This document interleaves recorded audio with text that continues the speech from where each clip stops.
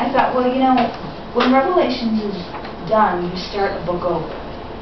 You know, that's like the closing chapter. And when it's done, if we're not all removed from the face of the earth, as people pretend we will be, well then don't you just start a whole new chapter again? And Spirit said to me, yeah, you start Genesis all over again. I said, wow, that's well, what do you mean? You start the original substance of man and woman in paradise over again. Create the reality that man and woman have incarnated to come to this globe to experience. And I thought, well, that's fascinating, but I'm pretty sure that I'm going to be the only one believing it, so I'm going to keep this to myself. And I just kind of let it marinate for a couple years. And the top pyramid of my second part of the presentation will show you that in fact something was given to me to prove to me that's where you're all headed. Can we just move this so that... Yep. But what we need to start with is the reality down on the ground. And the reality down on the ground, but let me back up and let me just say, I didn't want to come here and start this presentation saying, it's all about money. It's all about money. You know, because that's just not very warm. Sometimes it doesn't feel very spiritual, and you can have those debates with people, well, isn't it about your vibration, or your this and that? Yes, it's about all of those things, and I'm going to start it because it's all about money. And when I was in the car the other night and just finally screamed out, yeah, it is all about money. I guess that's when I got to start it. The Pink Floyd song, Money, came on the radio. Oh, really? And I thought, yeah, that's right, that's right. So we're going to start with money.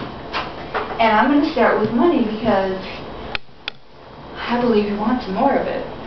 And not in a lustful or encroaching way. But I believe you probably need some more if you're anything like me.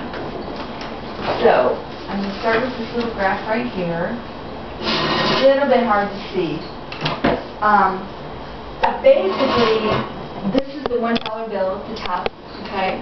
And some of you realize on the back side of the $1 bill that there is a pyramid at the top of the pyramid.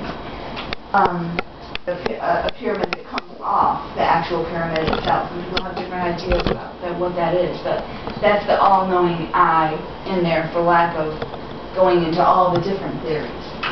But what is the pyramid comprised of? Alright, so what I have here is a graph from 2007, which was the last wealth-based statistics that I could get about the distribution of wealth in the United States of America. So, this is a real reality. I'm not blowing any kind of smoke or spiritual mumbo-jumbo at you. This is what we have, okay? The bottom 80% of the population of the United States of America, the bottom 80%, and this is based on 450 million Americans. This is just America. The bottom 80%, which I'm assuming probably everybody in this room is part of, because I mean 80%, I'm not living over on Ocean Boulevard, so I'm down here. We hold 7% of the nation's wealth. Amongst us, we circulate, share, live off of, and have our life generated through only 7% of the national wealth. Okay. The next 10% of the population, which brings us up to 90%, has 10% of the wealth.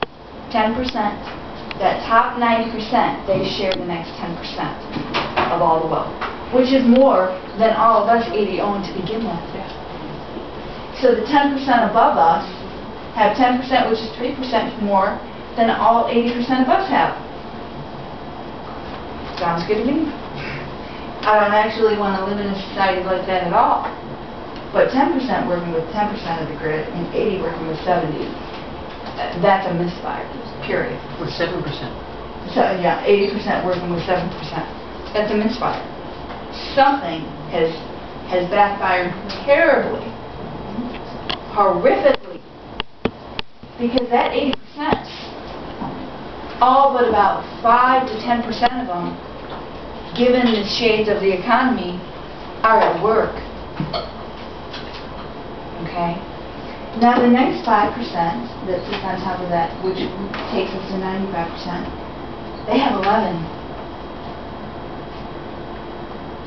They have 11%.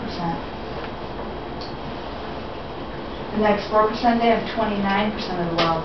It's getting better and better and better on the way up. And the top 1%, get out, have 43%. 43%.